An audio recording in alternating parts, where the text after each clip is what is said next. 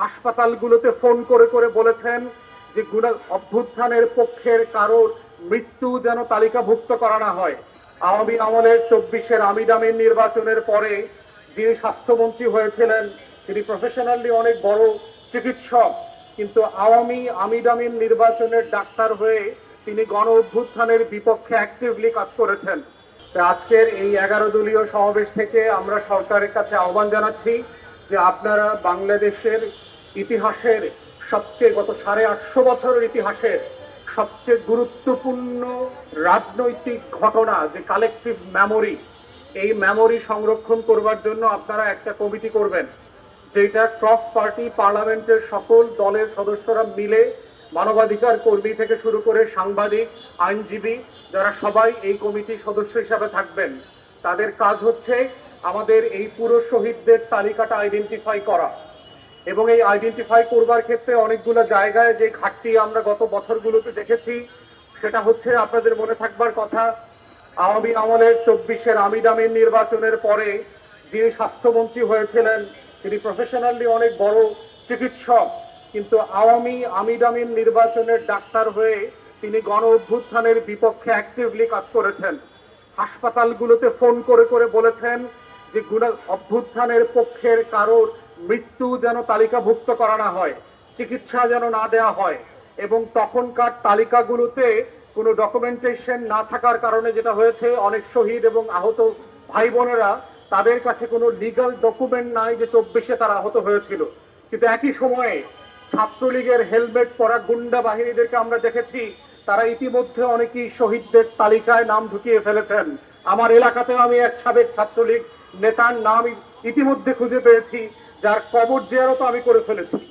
অতএব এই কমিটিকে সিরিয়াসলি দেখতে হবে যে ডাবগাছ থেকে পড়ে যে শহীদ হয়েছে তিনি যেন এই শহীদদের তালিকায় স্থান না পান। রোড অ্যাক্সিডেন্টে যিনি মারা গেছেন তিনি গুরুত্বপূর্ণ বাংলাদেশের নাগরিক, কিন্তু এই শহীদদের তালিকায় তার নাম থাকা বাঞ্ছনীয় না। তাই একই সাথে আরেকটা যেটা সংকট হয়েছে সেটা হচ্ছে গণকবর আইডেন্টিফিকেশন।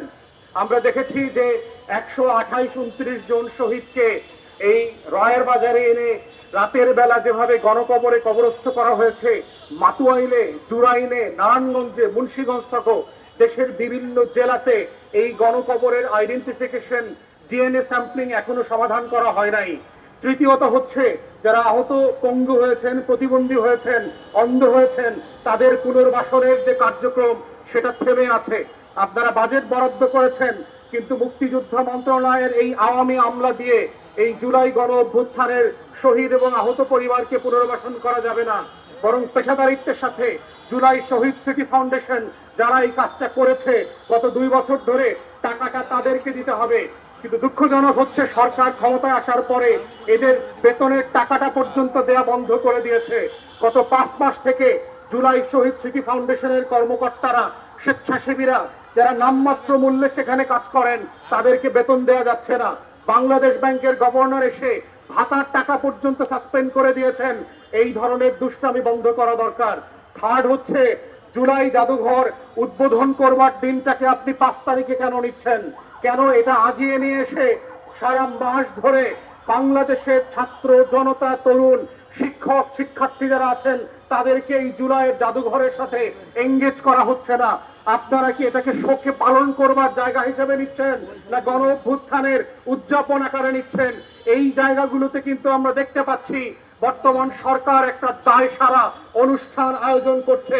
আমরা নিন্দা জানাচ্ছি, একইভাবে মনে রাখতেছি এবং আপনাদেরকে মনে করিয়ে দিচ্ছি, এই 1400 শহীদ এবং গণ অভ্যুত্থানের সবচেয়ে বড় বেনিফিশিয়ারি কিন্তু আপনারা, যারা ধান খেতে, পাট খেতে শিলংয়ে, লন্ডনে, টরেন্টো আর মালয়েশিয়া থেকে লুকায়ে ছিলেন, যারা বছরের পর বছর বাংলাদেশের চাঁদ তারা আলো বাতাস দেখেন নাই, তারা আজকের সাডেনলি ক্ষমতার বাতাস দেখতে পাচ্ছেন এবং জুলাইকে ছোট করবার জন্য প্রতিদিন প্রতিনিয়ত বক্তব্য দিচ্ছেন।